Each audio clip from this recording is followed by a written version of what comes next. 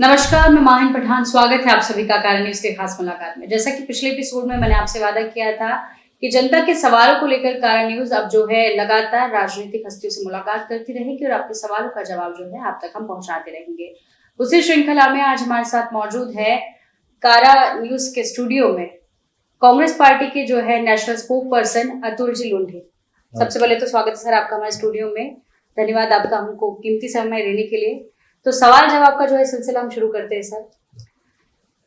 इन दिनों नागपुर शहर में राजनीतिक गलियारों में काफी सारे सवाल हैं, काफी सारे मुद्दे हैं जो कि लगातार तूल पकड़ रहे हैं। उसमें से कुछ लोगों द्वारा ये कहा जा रहा है कि नागपुर शहर में कांग्रेस को उद्धव सेना और शरद पवार इनके आशीर्वाद से जो है जगह ज्यादा मिली है और इनके आशीर्वाद से जो है काम यहाँ पर चल रहा है। तो उस पर आप क्या कहना चाहेंगे सर? देखिए, हमारी तो महाविकास आघाड़ी है और कुछ मुद्दों को और कुछ विषयों को लेकर हम लोग इकट्ठा आए हैं। जैसा आपने देखा होगा कि संविधान की धज्जियां जिस तरह से पिछले 10 साल के अन्याय काल में उड़ाई गई है जी। तो उसके वजह से आम जनता, फिर वो दलित हो, फिर वो आदिवासी हो, अल्पसंख्यक हो, सब लोगों के दिलों में एक डर सा बैठ गया था कि अब आगे क्या जी। उसे किसी को तो सामने आके जवाब देना जरूरी था। कांग्रेस का अपना एक स्वाधीनता संग्राम के आंदोलन का इतिहास है और ये जो राजनीतिक स्वतंत्रता मिली है, ये स्वतंत्रता हमें जो मिली है ये सबके लिए मिली है। और इस देश का संविधान का पहला ही लाइन कहता है we the people of India, हम भारत के लोग। अब ये हम भारत के लोग की अवधारणा को ही धोखा पहुंचा था, इसलिए हम इकट्ठा आए। कई जगह उनका फायदा हमें हुआ, कई जगह हमारा फायदा उनको हुआ है। तो ये सोच समझ कर ही हम इकट्ठा आए थे कि इन शक्तियों को अगर हराना होगा तो हमें इकट्ठा आना होगा, अपने लिए नहीं, देश के लिए। तो आप मानते हैं कि नागपुर में कहीं ना कहीं उनके आशीर्वाद से या उनके होने से जो है कांग्रेस और मजबूत हो गई है? बिल्कुल, कांग्रेस नागपुर में तो मजबूत है, विदर्भ में कांग्रेस ही मजबूत है। लेकिन हम इकट्ठा एक दूसरे के साथ में है तो एक उंगली की ताकत और पूरी मुट्ठी इकट्ठी हो जाए तो उसकी ताकत तो बढ़ी जाती है, उसमें तो कोई डाउट ही नहीं। अभी जैसे 2-3 महीनों में जो है विधानसभा चुनाव जो है जाहिर होने वाले हैं, उसमें कांग्रेस का क्या भविष्य होने वाला है नागपुर शहर में और टिकट वितरण का क्या फॉर्मूला कांग्रेस अपनाने वाली है इस बार? वो तो ज्येष्ठ नेता डिसाइड करेंगे, सर्वेज होते हैं, कौन चुन कर आ सकता है, उस तरह का एक क्राइटेरिया होगा और उस क्राइटेरिया के तहत टिकटों का बंटवारा होगा। लेकिन मैं आपको दावे से आज कहता हूँ, कारा न्यूज चैनल में हम बैठे हैं, मैं पहली बार आ रहा हूँ कारा न्यूज, आप ये दावे से लिख कर रखिए, बीजेपी का सफाया होने जा रहा है महाराष्ट्र से, केवल नागपुर से नहीं, महाराष्ट्र से बीजेपी का सफाया होने जा रहा है। तो जो सर लोकसभा चुनाव में जो है कांग्रेस की एकता देखी गई, उसकी तारीफ आज भी हो रही है, तो विधानसभा चुनाव में क्या लगता है आपको कि एकता कायम रहेगी या कहीं ना कहीं कुछ गड़बड़ हो जाएगी आगे चल के? देखिए, एकता देखी गई, तो जिनमें एकता नहीं थी वो लोग एक इकट्ठे आए, इसलिए एकता देखी गई ना, तो रहेगी नहीं विधानसभा चुनाव। और इसका श्रेय जो है वो आज मुखिया कौन है कांग्रेस के? आज मुखिया विकास ठाकरे जी है, विधायक ठाकरे जी है, हमारे अध्यक्ष है यहाँ पर।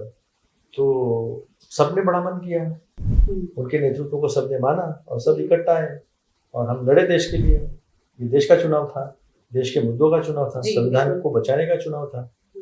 मैं तो यहाँ से दावा करता हूँ देवेंद्र फडणवीस और गडकरी दोनों को कि संविधान खतरे में आपने कैसे डाला था, ये फेक नैरेटिव है, ये सच्चाई है, इसको सिद्ध करके दिखा दूंगा। मेरे सामने बैठे कारा न्यूज पे बैठे फडणवीस सर का जो है आपने जिक्र किया है, तो सर इस पे से अभी एक और मामला जो है तूल पकड़ रहा है नागपुर शहर में कि फडणवीस साहब ने खुलासा करने की बात की है कि अनिल देशमुख जो है इन्होंने झूठा शपथ पत्र दबाव में लाया गया है। तो ये मामले में आप क्या कहना चाहेंगे सर? देखिए, देश के महाराष्ट्र के गृह मंत्री जी, जो 5 साल पूरे मुख्यमंत्री भी रहे हैं, तब भी गृह मंत्री थे, आज गृह मंत्री है, पिछले 10 साल में से 7.5 साल में गृह मंत्री रहे। वो अगर कहते होंगे कि मेरे पास है, मैं वक्त आने पर दिखा दूंगा, तो कौन भरोसा करेगा? बताइए, आप भरोसा करेंगे?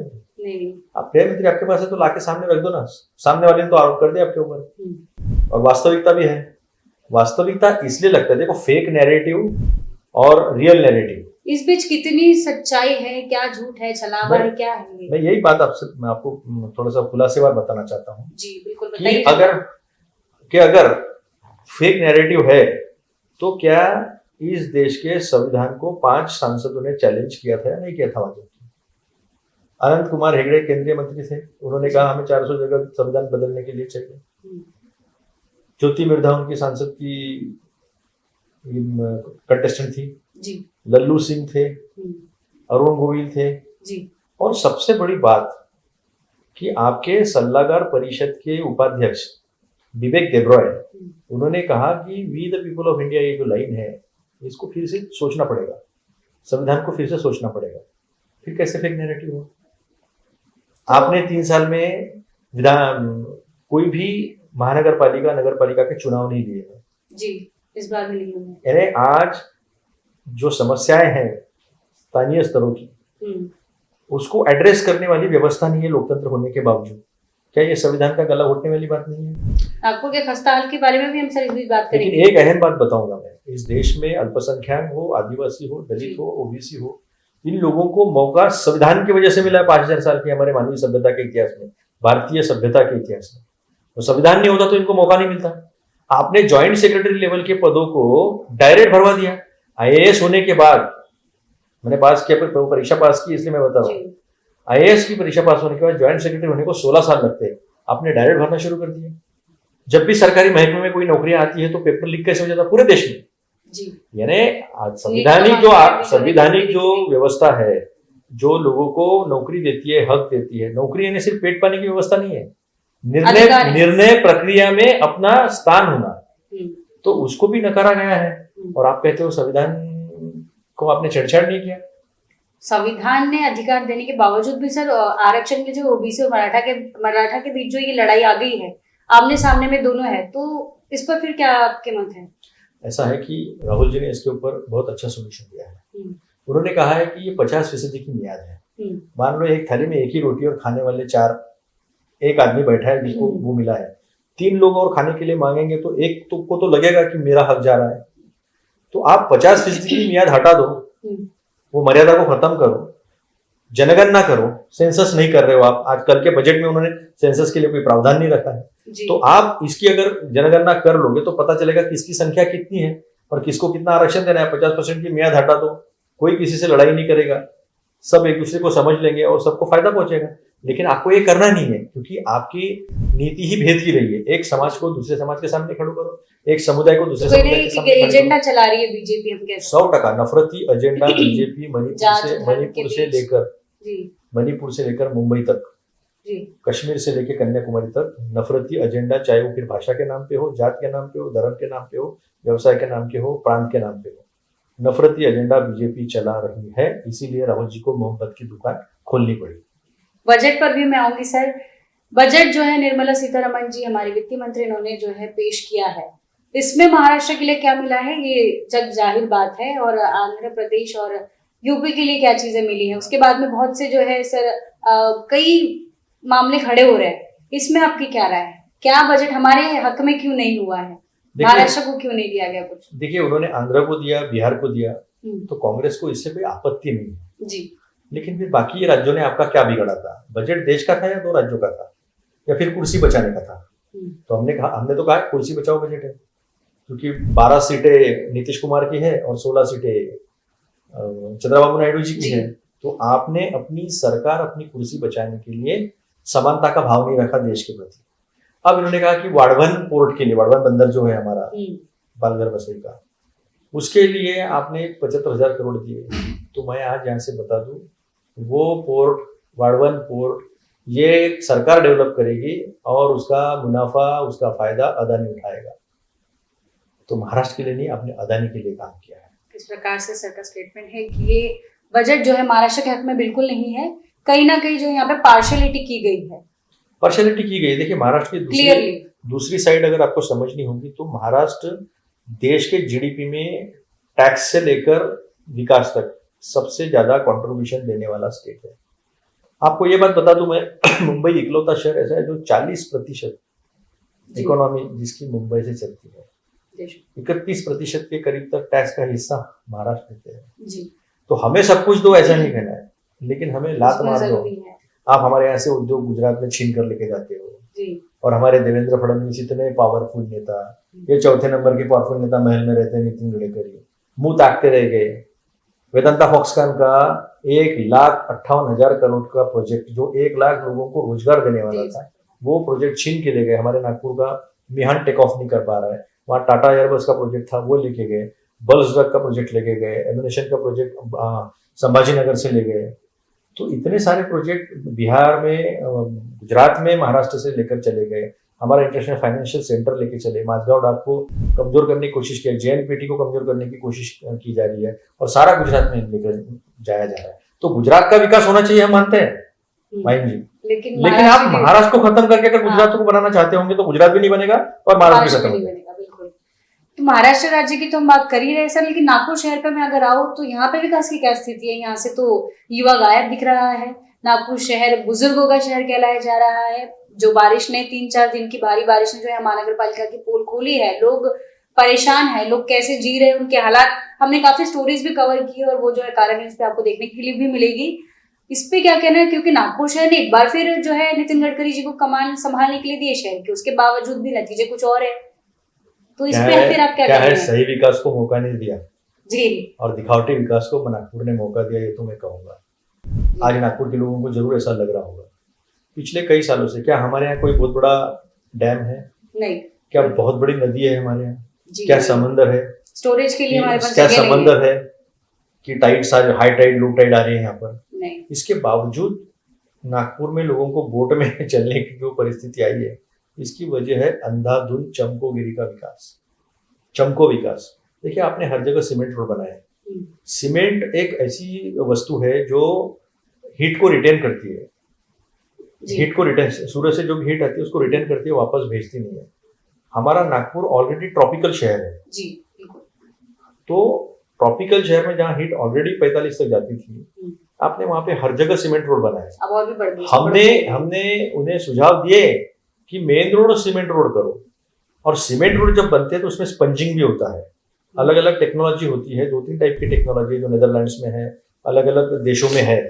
तो बारिश का पानी जो होता है, वो पानी की पहली भूख होती है मिट्टी की, अपनी माँ की, वो सोख लेती है पानी, तब हमको पानी पीने के लिए पानी मिलता है। दुनिया में ऐसे कई शहर हैं जो शहर छोड़ देने पड़े क्योंकि पीने का पानी नहीं मिला। पीने का पानी नहीं मिलता है तो पीने का पानी सबसे पहले आघात करता है महिलाओं पर। आप बीड़ में देखिए, 8-8 किलोमीटर से पानी लाना पड़ता है।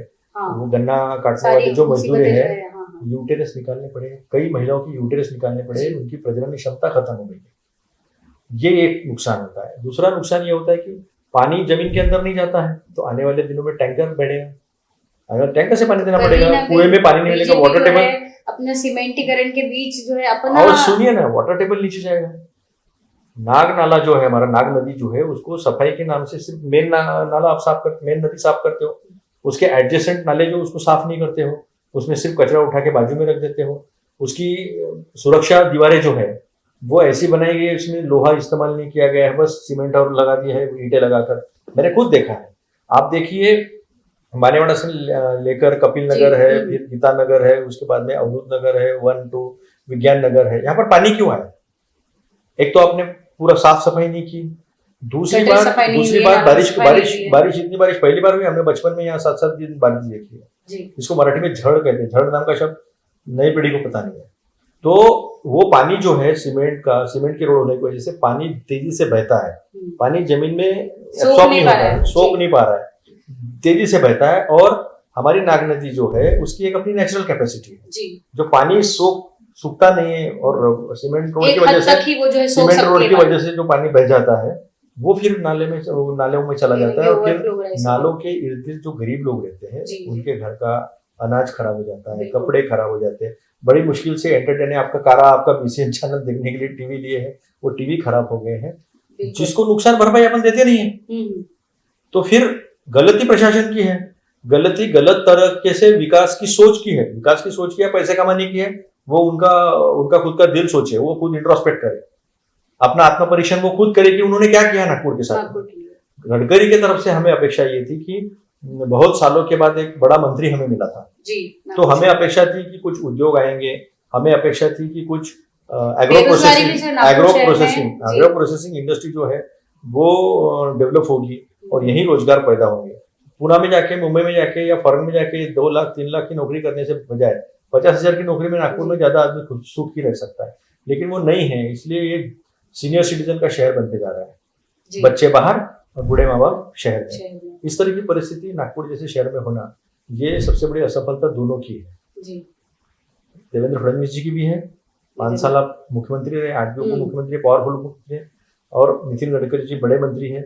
तो ये दोनों की क्या ये असफलता आपका है। कहना ये कि सिर्फ दावे जो है ये छलावे थे, खोखले वादे थे, जो सिर्फ चुनावी मौसम तक सीमित रहे, और चुनावी नतीजे आने के बाद, सरकार में बैठने के बाद, कुर्सी में बैठने के बाद जो है सारे वादे पानी के साथ बह गए? क्या मैं जनता के ऊपर छोड़ता हूँ, लेकिन मैं वास्तविकता सामने रखता हूँ। यशवंत स्टेडियम में उन्होंने 50,000 स्टूडेंट्स को, युवाओं को इकट्ठा करके बहुत बड़ा एक प्रेजेंटेशन दिया था, यूं होगा त्यों होगा। अभी मैं प्रेजेंटेशन में जाता नहीं हूँ। तो 50,000 रोजगार हर साल पैदा होने वाले थे।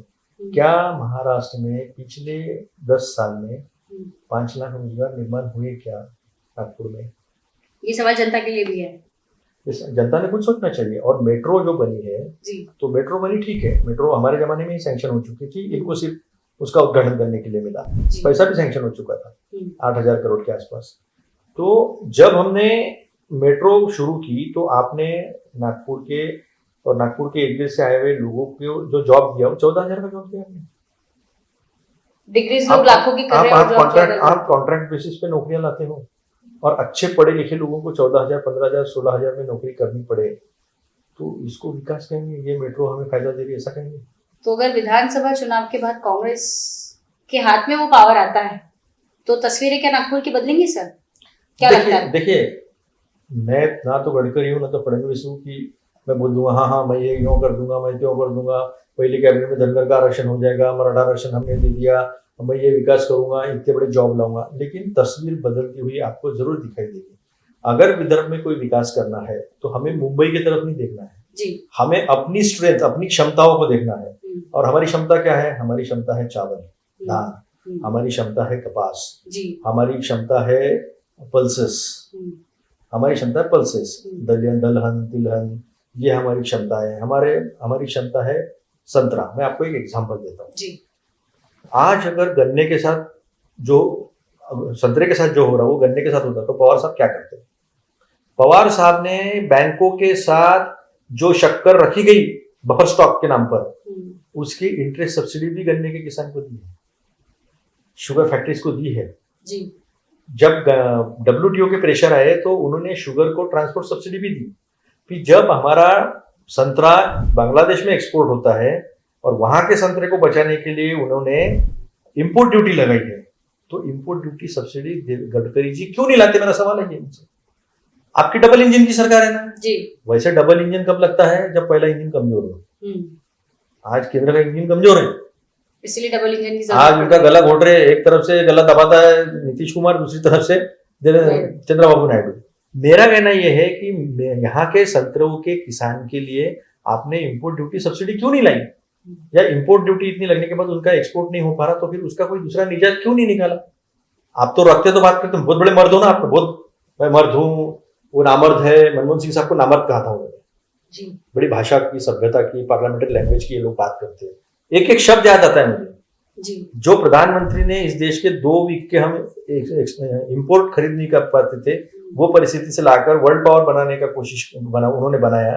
3rd नंबर की परचेसिंग पावर पैरिटी में इकोनॉमी बनाई, उनको इन्होंने नामर्द कहा था। अब इनको क्या कहूं मैं? बुरा लगेगा मैं कुछ कहूंगा तो, लेकिन मैं कहूंगा नहीं, मेरा कल्चर नहीं है कि मैं सभ्यता छोड़कर उनसे बात करूंगा, लेकिन याद तो जरूर देना पड़ेगा। साहब शाब्दिक तौर पर जो आपने बातें कही थी, बोले मैं मर्द हूँ।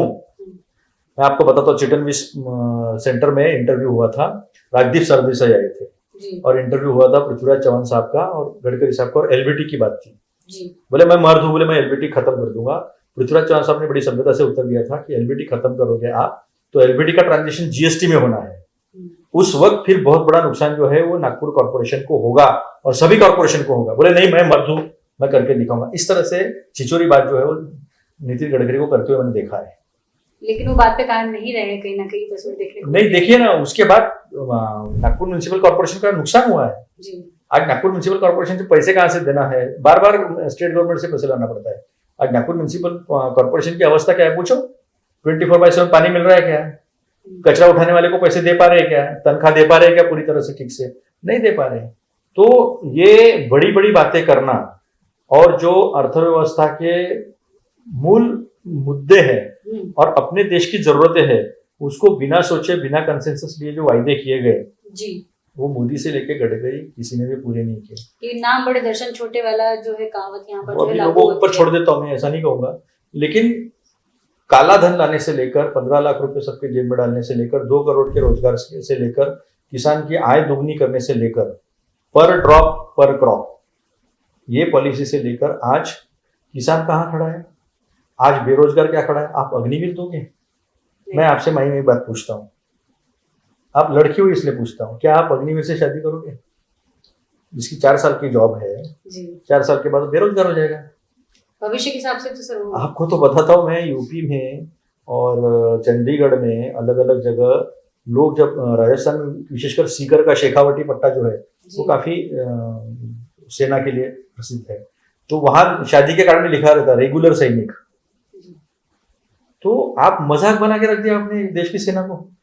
एक सैनिक को, एक जवान को अलग ट्रीटमेंट, एक दूसरे जवान को अलग ट्रीटमेंट, और 4 साल में रिटायरमेंट, और कहते हो पैसे दो। तो एक अग्निवीर घर में छुट्टी के लिए वापस आया और वो गया ही नहीं जी। आज ललन टॉप की स्टोरी है जी। और उसने जो थोड़े बहुत स्किल डेवलप किए थे उससे उसने कैब चुराई और चोरी चकारी का धंधा उसने शुरू कर दिया। जब पकड़ा गया, पूछा गया, तो बोले कि वो अग्निवीर में मेरा हो ही नहीं सकता है, इसलिए मैंने छोड़ के ये लूटमार का धंधा लिया। तो अब क्या कहना चाहिए कि सरकार द्वारा जो ये सारी चीजें लाई जा रही उपक्रम योजनाएं, ये सिर्फ चुनावी जो है हथकंडे हैं या आपके पास इसका समय हो तो भविष्य मैं है? बताऊं कि उन्होंने जो नकल की है वो अकल नहीं दिखाने वाली थी, तो वो मैं एक उदाहरण आपको दे दूं। बिल्कुल सर। हमने हमारे मैनिफेस्टो में जी वो बजट की तरह ही सबसे सुंदर मैनिफेस्टो बना है, ये दुनिया ने रिकॉग्नाइज किया है, कांग्रेस का मैनिफेस्टो। हमने उसमें एम्प्लॉयमेंट इंसेंटिव स्कीम दी थी। जी। तो एम्प्लॉयर को हम टैक्स क्रेडिट देने वाले थे कि आपने 10 एम्प्लॉयमेंट बढ़ाई, 20 एम्प्लॉयमेंट बढ़ाई, 100 एम्प्लॉयमेंट बढ़ाई, तो हम आपको टैक्स क्रेडिट देंगे। और 8,500 रुपए मंथली अप्रेंटिसशिप जो है वो हर स्टूडेंट को देंगे। किसको देंगे हम? Diploma holder, engineer, graduates, MBA, ये सारे लोग कंपलसरी कंपनी में जाएंगे, सरकारी हो प्राइवेट हो जो भी हो, उस कंपनी में जाएंगे, सरकार पैसे देगी। 1 लाख रुपए उसको साल का देना है। लेकिन जो एसोचैम का रिपोर्ट था कि 75% ग्रेजुएट हमारे एम्प्लॉयबल नहीं है, यानी नौकरी करने के उनके पास स्किल्स डेवलप नहीं है, ग्रेजुएट सर्टिफिकेट है लेकिन स्किल नहीं है, ये इस तरह का उनका कहना था। तो उसके ऊपर सोल्यूशन निकाला कि ठीक है, ऑन जॉब ट्रेनिंग, यानी 1 साल में वो स्किल्ड हो जाएगा, कौन से स्किल जो मार्केट में जरूरी है, तो उसके बाद उसको नौकरी भी मिलेगी, उसका ऑन जॉब ट्रेनिंग भी हो जाएगा और वो ग्रेजुएशन के बाद बेकार नहीं रहेगा। इन्होंने वो स्कीम तो ले ली और क्या किया, आपका PF हम भर देंगे। केवल PF पे कोई एम्प्लॉयर देगा नौकरी? आपने डिमांड जनरेट नहीं की, आपने किसान को खत्म कर दिया है, किसान की कर्जा माफी नहीं की, किसान को आपने MSP नहीं दी, न्यूनतम समर्थन मूल्य आप देने वाले थे, आपने न्यूनतम समर्थन सरकार का बचा लिया, लेकिन किसान का नहीं दिया आपने। तो किसान के फसल को दाम नहीं मिलेगा। आपने शहरी मनरेगा नहीं की, जो हमने शहरी मनरेगा दी थी, तो लोगों के हाथ में पैसे आने चाहिए ना। हमने अनस्किल्ड लेबर को मिनिमम वेजेस जो है 400 रुपए दिन का हमने सजेस्ट किया था, वो आपने दिया नहीं है, तो लोग खरीद ही नहीं करेंगे, तो डिमांड पैदा नहीं होगी, मांग पैदा नहीं होगी, मांग पैदा नहीं होगी तो मैन्युफैक्चरिंग नहीं होगा, और मैन्युफैक्चरिंग नहीं होगा तो जॉब क्रिएट नहीं होगी, जॉब क्रिएट नहीं होगी तो इनकम नहीं आएगा। तो ये पूरा जो इकोनॉमिक साइकिल है उसको उसका भट्टा बिठा दिया। और निर्मला ताई तो लहसुन प्याज खाती नहीं है, तो उनको समझाएगा कौन? उनको समझाएगा कौन? तो ये सारी जो चीजें हैं, इससे देश जूझ रहा है और ये एक अच्छा मौका था ये बजट। नई सरकार आई थी, सामने 5 साल का अवधि है, वो तो रहेगा, मुझे लगता नहीं 5 साल सरकार चलेगी, लेकिन एक अच्छा विजन रख सकते थे। 2014 में आए तो 2017 का विजन बताया, 2017 में 2022 का बताया, 75 साल तक सबको घर मिलेंगे, अभी 3 करोड़ लोगों के घर और बनाना है। यानी इन्होंने किया हुआ कोई भी टारगेट पूरा नहीं है, पूरा छोड़िए, आसपास भी नहीं है, आसपास भी नहीं है।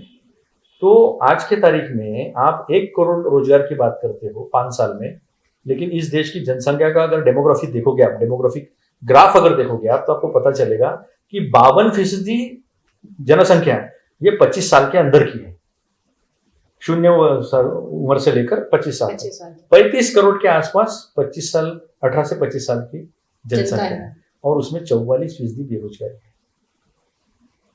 तो ये आखिरी सवाल मैं आपसे करना चाहूंगी सर कि कांग्रेस अगर सरकार सत्ता में बैठती है तो ये जो सारे मसले हैं, ये जो सारे सवाल है जनता की, जो सारी समस्या, जो बीजेपी सरकार जो खोखले वादे करके रह गई है, तो इनकी क्या भरपाई होंगी? बिल्कुल होगी।